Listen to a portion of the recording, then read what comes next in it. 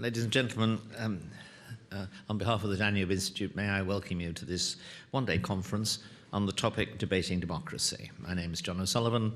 I'll just say a few words about, first of all, the Institute, and secondly, the topic, before introducing our first speaker of the day, John Fonte. The Danube Institute has now been going for almost 3 years. It knows where it stands. It represents itself as an organization that promotes and advances and debates the values, 3 sets of values in Central European politics. Those are as follows. We are conservative in matters of culture, of history, of religion, and related topics. We are classical liberal in matters of economic policy, and in foreign policy, we are clearly Atlanticist. Now, that's our manifesto, so to speak. But we are also great believers in debate. We believe that one of the problems with Central and Eastern Europe in recent years, and indeed before, is that there hasn't been quite enough debate. And we think that because we believe that debate actually reduces conflict. If people have to explain their views to those who differ from them, they very often in the process learn to realize that other points of view have some elements, some merit, and as a result, they're able to reach some sort of compromise. Now, debate doesn't guarantee compromise, but at the same time, it increases the opportunity for it.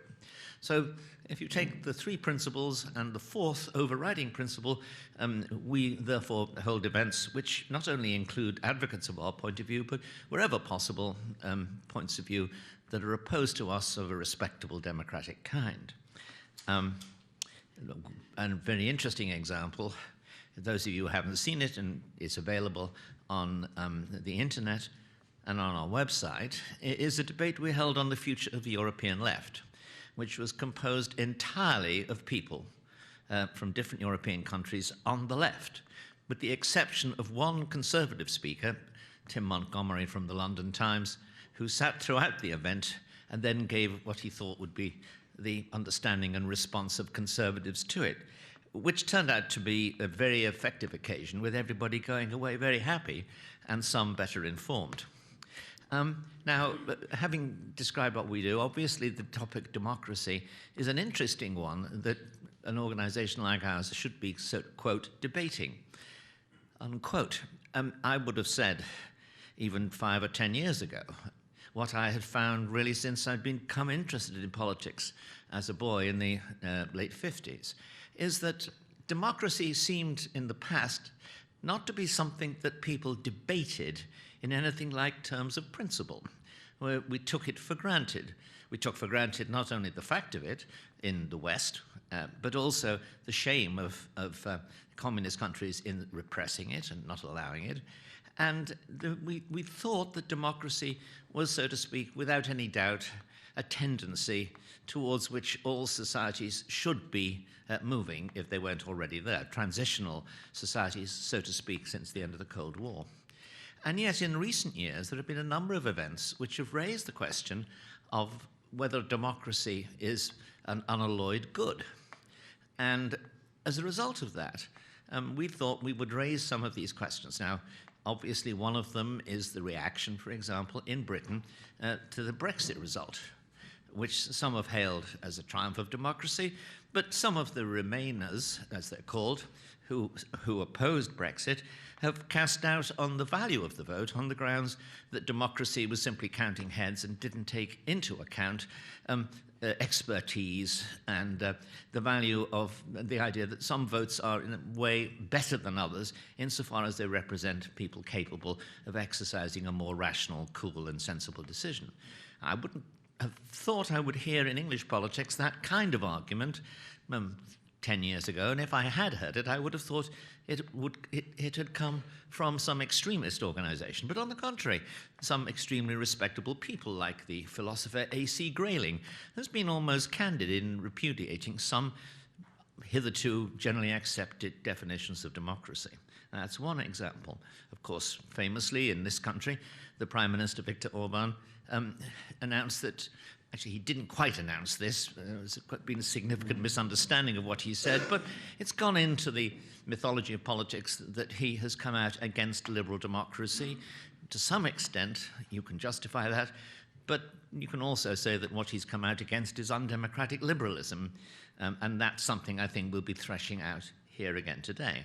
And we could come, and I think we're going to get from the speakers some differing points of view. I don't think they'll be wildly differing, though I may be proved wrong about that, but there's certainly going to be differences of principle and of application that thoroughly thrashed out in our discussions here. Now, our first speaker, John Fonte, who is addressing the general topic and provides, so to speak, a background for all of the other debates today, is John Fonte. John is a distinguished academic who has made a number of very important contributions to American politics in the time that he's moved from pure academic life to what one might call the engaged academia of think tanks and public occasions. He is a senior fellow of the Hudson Institute, where I used to be a colleague of his. He runs his own small organization there for the, I can't remember the title offhand, John, but I think it's the defense of the American idea comes in effect to what it's about. I remember in particular that working with the wife of the former Republican vice president, Dick Cheney, Lynn Cheney, you had a major impact and helped to rewrite the principles underlying American history teaching in a much more rational and certainly much less anti-patriotic form. So in recent years, John has become a major critic of not globalization, but global governance, the concept that more and more decisions and problems in politics are require larger institutional address than that can be given by nations and national governments. If you've got international problems, so the argument goes, you have to have international bodies that can deal with them effectively. Now, that's the argument which John targets in his book, Sovereignty or Surrender, which is becoming the Bible, so to speak, of the anti-globalists. And I think that's one of the topics he'll be addressing today. So I will simply stand aside, invite John Fonte to address us, and I look forward to a very stimulating day. Thank you.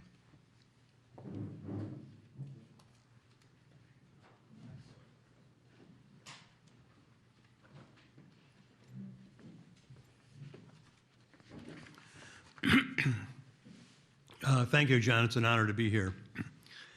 In 1989, shortly before actually the fall of the Berlin Wall, Frank Fukuyama gave his famous end of history argument and declared, with the defeat of communism and National Socialism, there'd be no serious, what he called, ideological competitor to Western-style democracy. Western-style democracy had triumphed.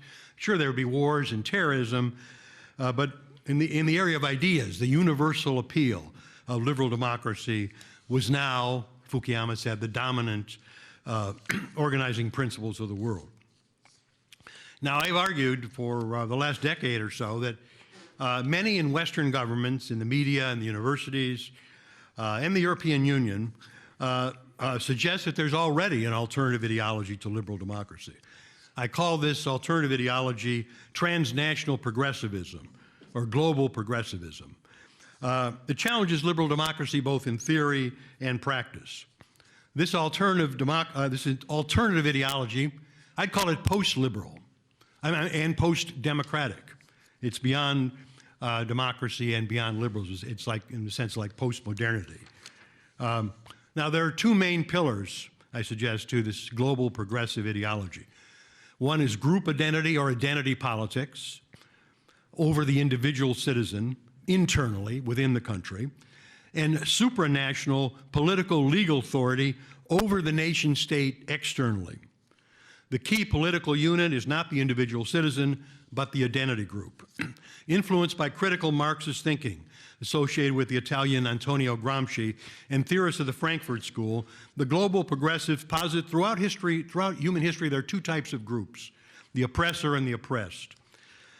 Today, the oppressor groups would include whites, males, Christians, heterosexuals. Victim groups would include ethnic and racial minorities, linguistic minorities, immigrants, Muslims, LGBT, and a majority of the population, women. The goal of politics, in progressive view, is to support victim groups against oppressor groups. And the goal is what they call parity. For example, if women make up 50% of the population, then 50% of all doctors, lawyers, parliamentarians, and so on should be women. Likewise for any other group, Muslims or immigrants or so on. Global progressives promote the idea of global governance, meaning the building of supranational institutions that diminish the role of the democratic nation state. The ultimate goal of this project is the creation of an integrated global order with laws and institutions that are superior to the nation states. Where do we find this ideology? We find it in the editorial offices of The Guardian, BBC, The New York Times, Le Monde, Der Spiegel. We find it among politicians and the business leaders who gather at Davos. The Davosie is the term, as bourgeoisie, well, there's a Davosie. It's among the leadership of the United Nations and the UN and the European Union, and in most international organizations. It's among the 68ers in mainstream politics on the center left and some on the center right. Its social base includes major American and international foundations, Rockefeller, Ford, Soros, and human rights organizations like Amnesty International and Human Rights Watch. The project is, as I say, post-democratic in the sense that it transcends democracy, just as postmodernity transcends modernity. So between traditional liberal democracy and Davos-style post-democracy, there's a gulf. They don't share the same values, the same civic morality. The two regimes are different on some core points. Let me give you one example. The U.S. State Department recently, there was a protest by some employees against President Trump's announcement of policy, new immigration policies, new visa policies, and they issued a statement, and part of the statement was President Trump is violating the core American value of multiculturalism. Well, I'm sorry, but multiculturalism has not been a core American value. It is a disputed value, may be favored by about half the country, but it's bitterly opposed by the other half. Multiculturalism, to I would say probably a slight majority of American, is anathema to the American idea of equality of citizenship, because this places people in groups and says what's important is your group membership, not your national citizenship. Since the 1990s, American progressives have become increasingly more globalist, more partisan, more social cultural transformationists, more cultural Marxists. In 2010, the Obama State Department published what they called the Quadrennial Diplomacy and Development Review, Leading Through Civilian Power. This is under the direction of Anne Marie Slaughter, under Hillary Clinton. Slaughter was a leading globalist, and then this went on to also to be John Kerry's foreign policy. It said U.S. federal government agencies should promote worldwide universal values, especially democracy and human rights and a just international order. NGOs were force multipliers, agents of positive change. Okay, well, what does this mean? Everybody's for promoting universal values, democracy, human rights. What is this? Well, let's take a look at what they did. The U.S. State Department issued these human rights reports in all the countries of the world, including democratic countries. So we'll just go through a couple of them very quickly. France, the report said this, critically, the State Department report of the French government. The government deported many Roma immigrants from France that were living in camps illegally. Amnesty International, they're relying on Amnesty International and Human Rights Watch to get this information. Amnesty International reported the authorities conducted forced evictions of illegal Roma immigrants. In other words, the French government was enforcing law against illegal immigration. So this was apparently a human rights violation by the Obama, Clinton, Kerry State Department.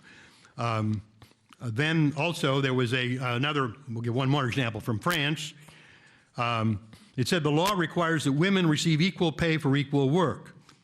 And it goes on with some examples that men earn 21,000 euros, women 15,000 euros. But they're not comparing experience or activities or what people have done or the amount of hours worked. So it's a comparison of apples and oranges, as economists have written on this topic of equal pay for comparable work. Let's go to Poland. They're critical of the Polish government. They said that According to the Center for Reproductive Rights, sexually related counseling services for young persons are not readily available in Poland. So that's apparently a human rights violation. They also said, according to the Polish Society for Anti-Discrimination Law, the accused prove that discrimination will not take place. What this said, I'll boil it down, essentially what they're saying is that the employer, right now the burden of proof is on the employer, that he has to prove he's innocent. If he's accused of discrimination, he has to prove he's innocent, as opposed to the more normal way in a democracy, that it's the accuser that has to prove it. There has been some discrimination. So the United States State Department is complaining that the Polish judges are insisting that employers are not guilty until proven innocent. That's the bottom line on that. In Hungary, they quote the Hungarian Helsinki Committee, saying that there's a large disparity between the indictments of security forces and indictments of, say, rioters and others working against security forces, as if there should be an equality of prosecutions and indictments. That's usually not the way the law works.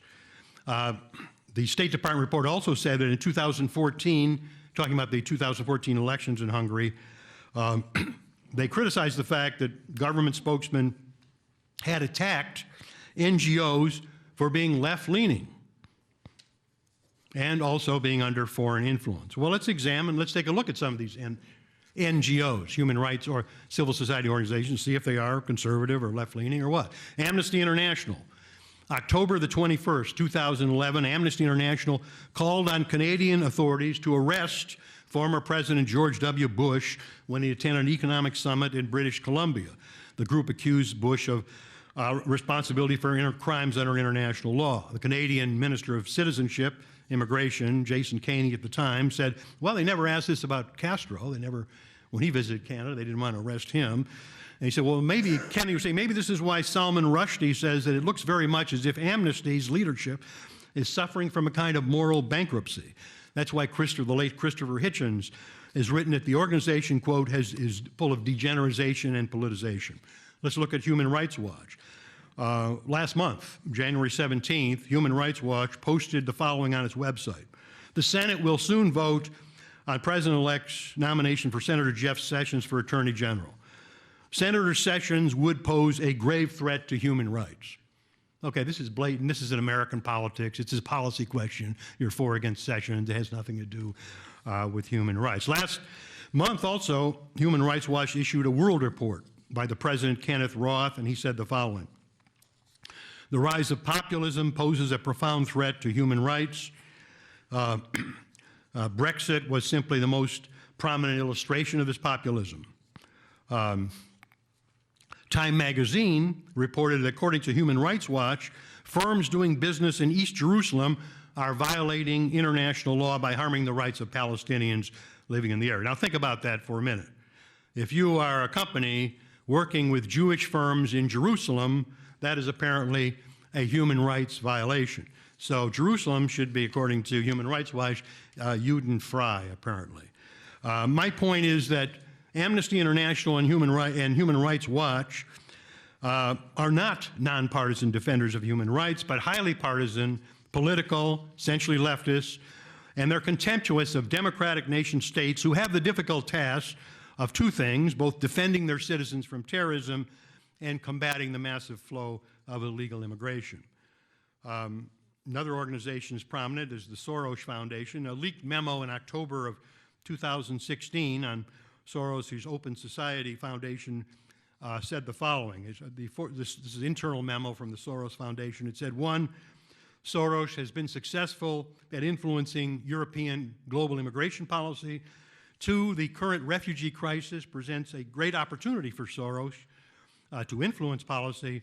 And that three, this is the new normal, what has happened. It also suggests, Soros suggested that the organization should work with the Group of 77 in the United Nations, that's the Third World Bloc, and develop a global agenda to promote mass immigration from the developing world to the West. Recently, the American ambassador in Macedonia has turned over the American projects like USAID, the American Foreign Aid Project, to Soros. In other words, U.S. taxpayer dollars have been given to the Soros Foundation to work for democracy in Bulgaria, in Macedonia, which means essentially support for the Social Democratic Party, the former Communist Party, work for an alliance with the Albanian ethnic group party, sort of an Islamist organization to work against the current conservative government. This is with U.S. taxpayer dollars.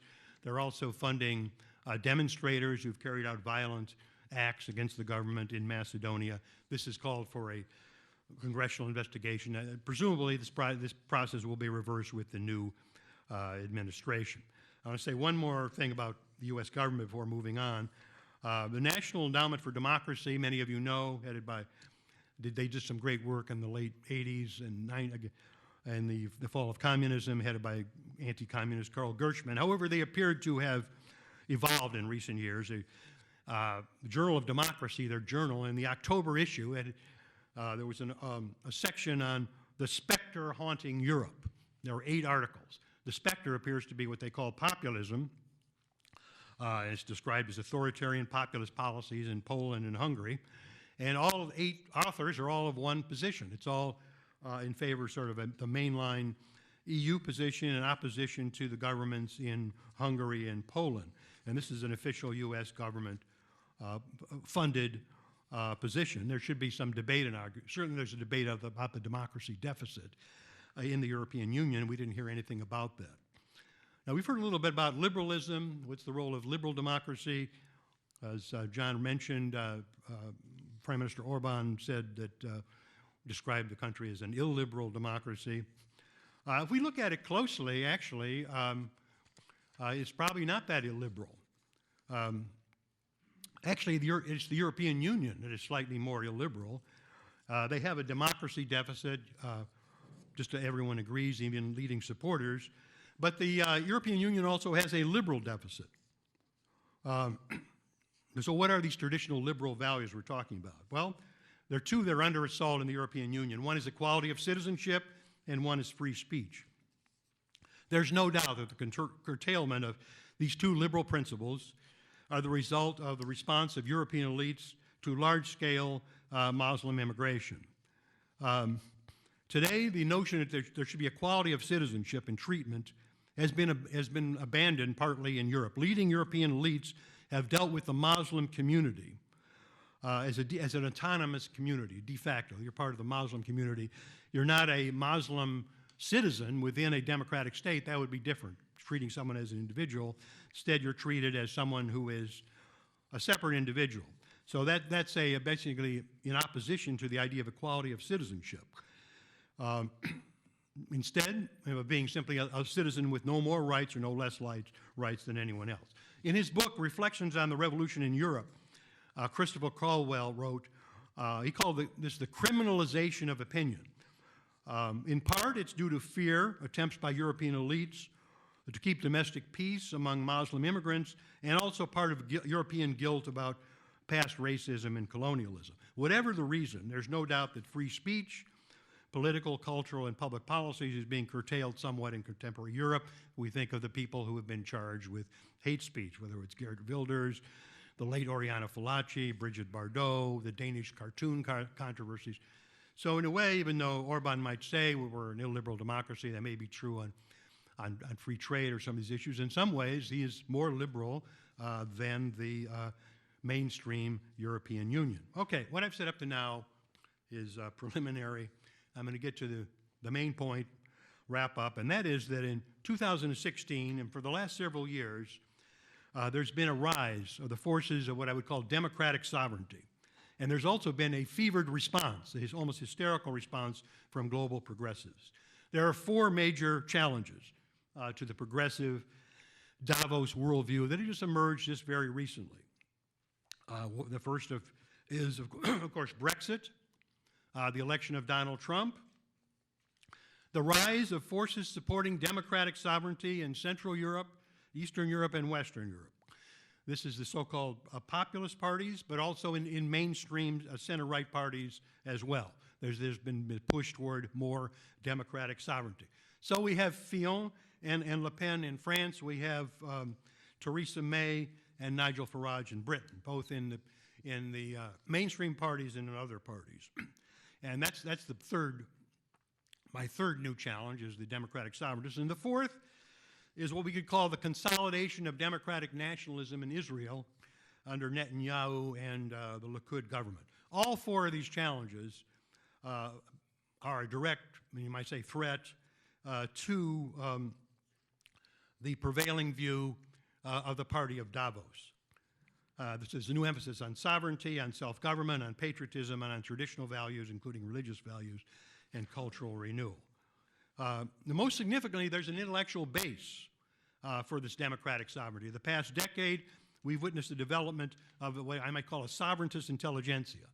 We have Daniel Hannan and Roger Scruton and John O'Sullivan in Great Britain, Václav Klaus in the Czech Republic, Professor Legutko from Poland, we'll hear in a while, Elaine Finkelkraut, Pierre Manon, Eric Zemmour in France, Thierry Baudet, Melvin Schutz in the Netherlands, Yoram Hazony and Natan Sharansky in Israel. And the United States, John Bolton is the most prominent, with maybe 15 or 20 others that have been called new sovereigntists.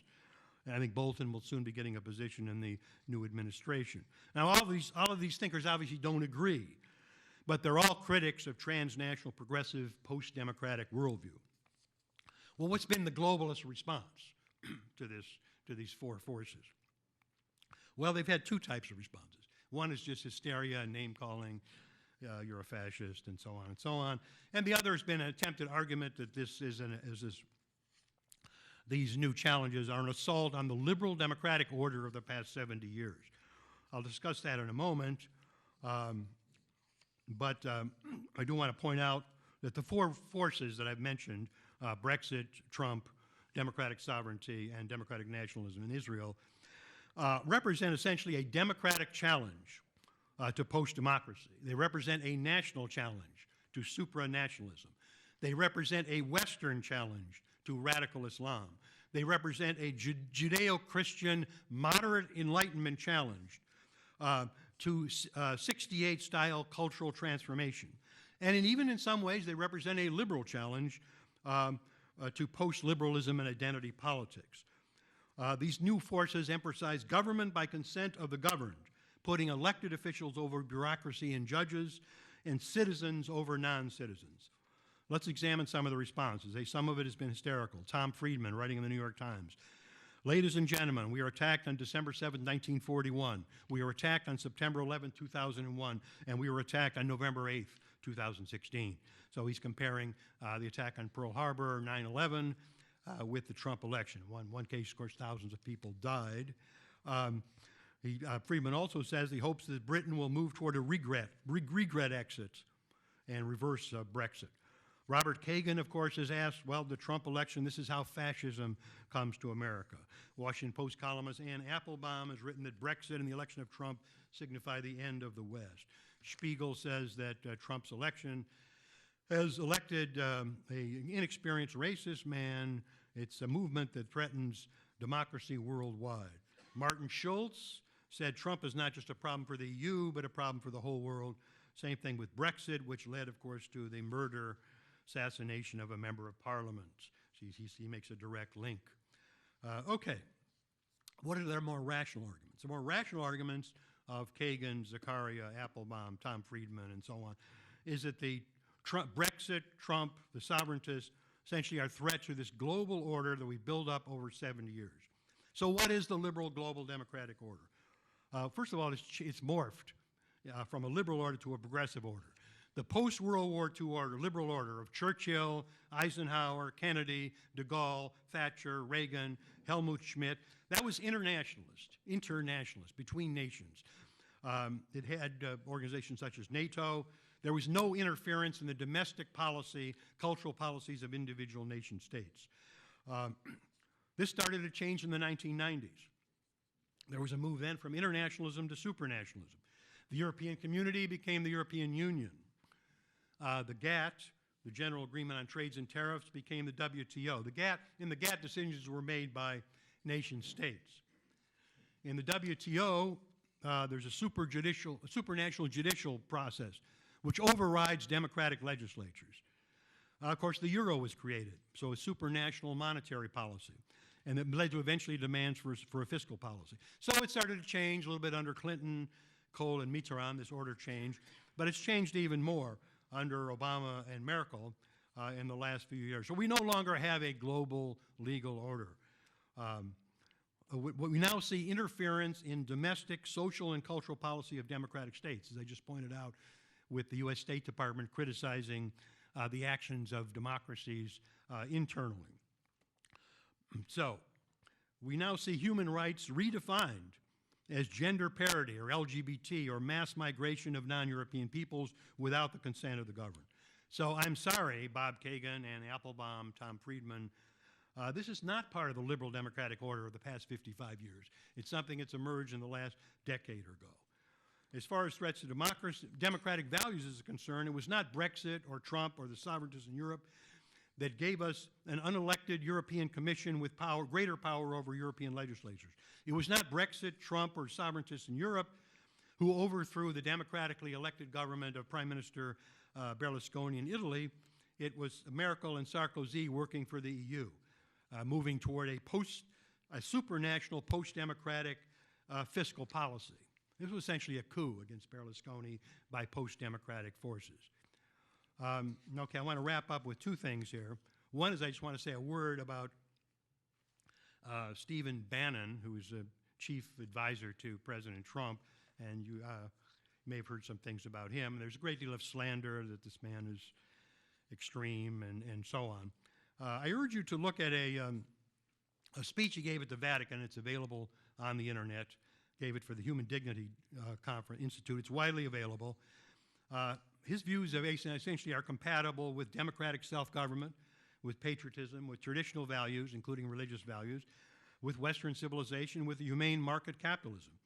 He explicitly favors a worker-friendly, enlightened capitalism as opposed to, say, a ruthless Ayn Rand libertarian capitalism that ignores the interests of employees. He's against crony capitalism and autocratic state government that rewards its supporters, such as Putin or China. He's no admirer of Putin, is a definite critic of him. Remember, this is President Trump's chief political advisor.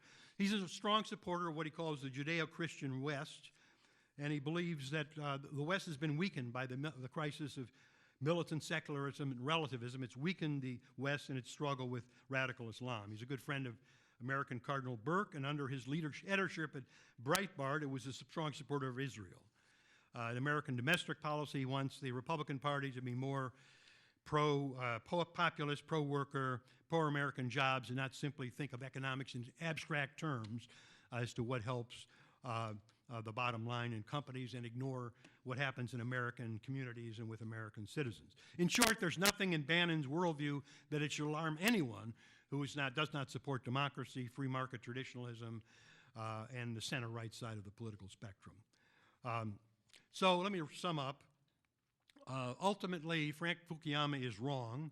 The world historical debate has not ended with the triumph of liberal democracy. There's a bitter argument today in the West between liberal democracy and post-democracy, between the sovereigntists and the Davos globalists. So what's at stake? What's at stake in determining something, say, like refugee immigration policy, assimilation policy? What's at stake is whether the issue is the right of what I would call societal preservation and societal reproduction. The question is, does a free people have the right to perpetuate its way of life or not?